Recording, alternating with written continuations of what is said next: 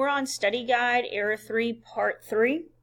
So question 18 was, what event resulted from an ice ball hitting a British soldier in Boston, and what did the British do to satisfy the colonists, and what was the result?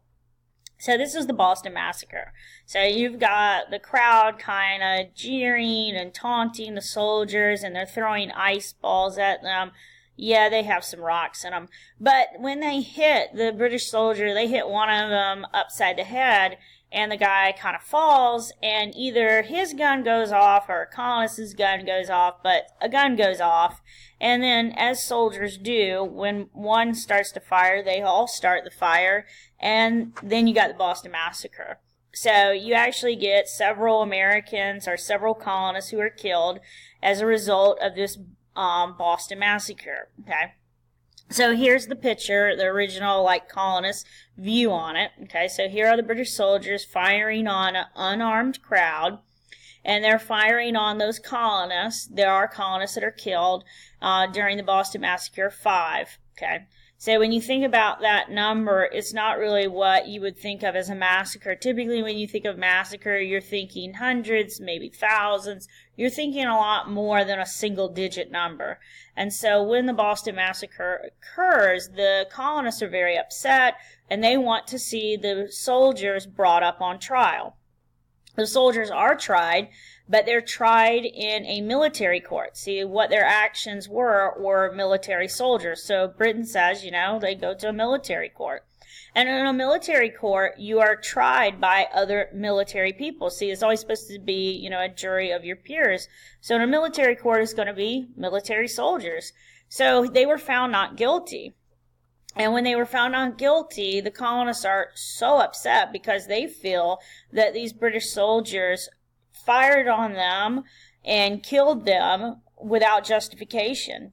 And so Britain says, look, boys, you guys got to come home, come back to Britain. It's not going to be safe for you there. So when the colonists kind of review this and the days following the trial and the results, they really feel that this is what we call a puppet trial. This was all for show. You try to satisfy us by giving us this trial, but it wasn't worth anything. The soldiers didn't get punished. They didn't even get a slap on their wrist. They went home. They get to go home to their families. And we've got people here in the colonies who will never come home again because they're dead. And when you think from the colonists' point of view, they're going to call it a massacre because what are they trying to get? They're trying to get people sympathetic to what happened to them. And the Sons of Liberty are present in this crowd on the day of the Boston Massacre. This is in Boston, and remember, Boston is really going to be the heart of the revolution. This is the city that is having the most turmoil, the most drama with Britain. So these soldiers, they got a trial, but it didn't satisfy the colonists. They wanted those soldiers to be found guilty and to be killed, court-martialed, something for what they had done. And so this is going to be one of the things that Thomas Jefferson writes when he writes the Declaration of Independence. He talks about how this was a puppet trial. This was all for show. You really were never going to punish these guys. You just did it to make us think that you were going to do it. Okay? So question 19 is describe the purpose of the Committees of Correspondence. So the Committees of Correspondence, correspondent is like a news reporter, okay? So what they're going to do is they're going to write letters, and they write coded letters. So the Committees of Correspondence are going to be in all of the 13 colonies, and now they're writing letters, and they're writing letters about what's going on. And this is following the intolerable acts, or the intolerable or coercive acts that's going to be done on the city of Boston. So when this happens, they're going to be sending a lot of messages and coded messages about, hey, we see the British doing this in our area. We see the soldiers doing this. We see this is going on in our area. What's going on in your area? And what you're really starting to see is they're kind of uniting, but they're not united yet. Misery attracts company. And it loves company. And so the Committees of Correspondence are going to do this. They're going to talk about what is miserable in their area. and there's going to be some common ground, but they are coded letters. So if they fell into the hands of the British, they're not really going to be able to decode it, but they probably would. I mean, there's always code breakers. All right, question 20. Why were colonists unhappy with the Tea Act? You can only buy British tea, creating a monopoly. And when they heard this, this is King George's tea. So, that might not sit well with them. And then the tea sucked. It's bitter tea. I told you, I was like, imagine that there's a soda product, Tomorrow, America says you can only drink Pepsi-Cola. Well, if you're a Coca-Cola fan, you're not going to be real happy. There's a difference between Pepsi and Coke. And vice versa. If tomorrow we say you can only buy Coca-Cola brand, there's going to be a whole lot of people who aren't happy because they're Pepsi-Cola fans. So when you're told that you have to buy this is all you're going to have, people get really unhappy with it because it's creating a monopoly. The colonists now are accustomed to choices. And this is a constant thing in America. We like choices. We don't like a monopoly. We like to be able to choose things that we want, because when you have choice, it drives the price down. Except in this incident. In this incident, British tea actually the price went down, okay? So having to only buy King George's tea was actually cheaper, but it sucked. So they didn't like it. And because they don't like it, we're going to get the Boston Tea Party. The Sons of Liberty get enough people to rally up with them because of this act. So question 21 is, what was the British response to the Boston Tea Party, and what was the nickname the colonists gave it? So when you look at Britain, they're going to go ahead and do the coercive acts. They're going to try and force you to be good, loyal citizens to King George. Those Sons of Liberty, they boarded those boats. They had all that tea. It's his tea. And they throw it all out into the harbor. It stains the harbor because it's that much tea. It is millions and millions of dollars just out there in the water. You can't recover it. And, they're angry. You've got citizens who are boarding your boats, your government boats, hitting your soldiers upside the head to get on the boats, taking the boats, putting the tea out there in the water. So Britain has to respond, or else they look weak. When the colonists get all these laws, and we're going to look at it next, when they look at all these laws, they're like, we cannot breathe if you continue to make these our laws. We cannot exist with these laws. They call it intolerable, okay? They cannot tolerate these laws. So it's the Intolerable Acts. And so this is a famous political cartoon. And here's Parliament Britain forcing this bitter, law down the throats of the people of Boston, this bitter tea, okay? And it's choking them, okay? Because they're not going to be able to continue to be Boston if these laws continue to exist. And the other colonies start to think, well, if this happens to Boston, why can't it happen to us next? If this happens to Boston, one of the big, money makers for the crown, this is a big harbor city, and the crown's willing to do this to them, what would they do to us? So this is where the colonies are going to start to see maybe their strength in numbers, and maybe they should start doing something a little bit more loud about it. And you're actually going to get more tea parties throughout the colonies. You're going to have one here in Wilmington, North Carolina. So you're going to have other colonies actually doing it. Question 22 is, list the 3 ways that these laws are going to punish the colonists. So 3 ways the Intolerable Acts actually punished it. First thing first, Boston Harbor is closed. So this is how the people of Boston made money.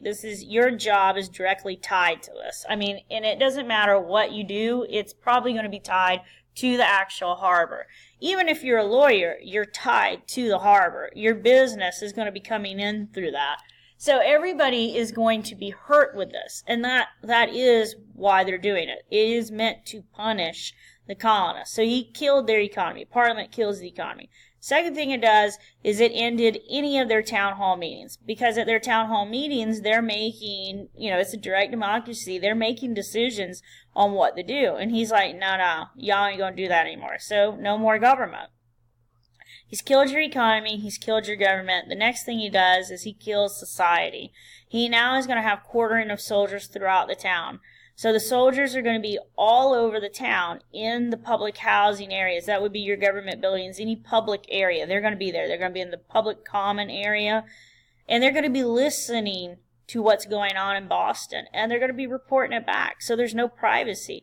So these soldiers are everywhere. You have no more government to voice your opposition to. And you have no money. And then he says you have to pay back all the tea that you guys destroyed. So we want our money back. And Boston's like, I don't know how you expect us to do it. How we make our money is the Boston Harbor, and you just closed it. And they're like, oh, we don't care. You better make gold out of nothing. You better make some money show up and send it to us before we will reopen the harbor. Part of this is to put enough pressure on the city to release, to give up the Sons of Liberty. Not everybody in Boston, matter of fact, most aren't members of the Sons of Liberty, but they know something about it, and they want people to snitch. They want people to say, hey, I heard Sam Adams is over here. Hey, I heard John Hancock's over here. Those are your two leaders, and Britain is wanting to get those leaders, because if you take out the leaders of the Sons of Liberty, they're hoping they take out the Sons of Liberty, and they take out the people who are really responsible for this whole Boston Tea Party. Those guys are dynamic leaders, and they attract followers. So if you get rid of them, you get rid of the Sons of Liberty. Or at least that's what they're hoping. So Britain makes this, and it's a very powerful law. All the other colonies are saying to themselves, well, if this can happen to Boston, it can happen to us. And that's when these committees of correspondence are going to start writing tons and tons of coded letters and messages, trying to figure out what's going on in their part, their area. 23 is, how did the Minutemen get their nickname? Basically, they're supposed to get ready in a minute's notice. So here is actually a statue at Lexington and Concord that we erected in honor of the Minutemen. And if you look, here's a guy just in regular, plain, everyday farmer clothes with his gun and his plow. So when you look, they're supposed to be citizen soldiers. You're out there, you're working in your field, trying to get ready for the upcoming, season.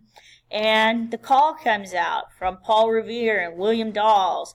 The regulars are coming. The British are coming. But they are British at this moment. So the soldiers are coming. The regulars are coming. And they're yelling and screaming, all right?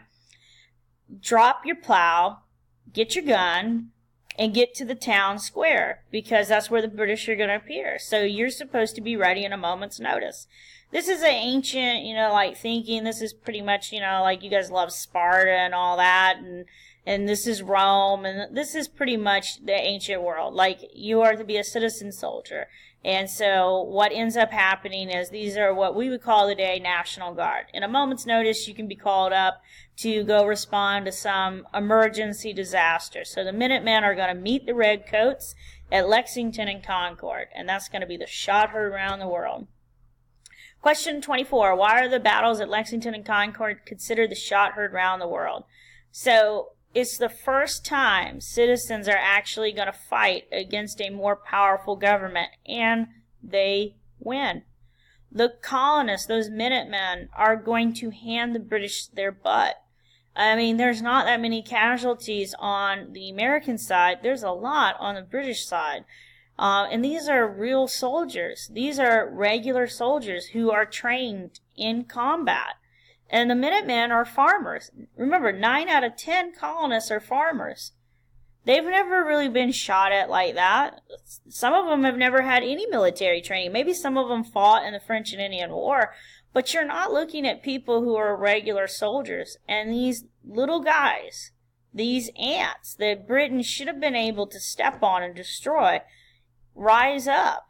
And they take charge of their own destiny. This is inspiration to the rest of the world. So anytime other revolutions occur, like the French Revolution, they point to the American Revolution as why they did it, why they believe they can do it.